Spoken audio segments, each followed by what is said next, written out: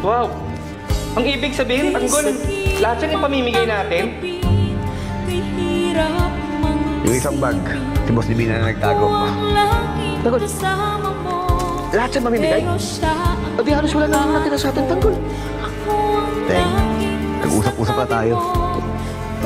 Di ba sinabi ko sa inyo, yung kalahati na kikitain natin, yun ay pangtutulong natin sa mga tao. Tanggol, napakabait naman natin. Baka tumidyo tayo sa langit niyan.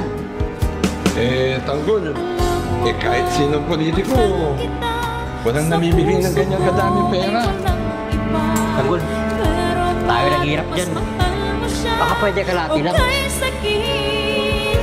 Okay. Di ba nagkaintindihan na tayo? Sinabi ko, lahat ng kikitain natin, yung kalahati doon, ipangtutulong natin. Hayaan nyo na si Tanggol. Higit pa ang pwede natin kitain dyan. O, edi, sige. Bahala ka. Sa akin na naman. Nakapag-dahil sobrang dami.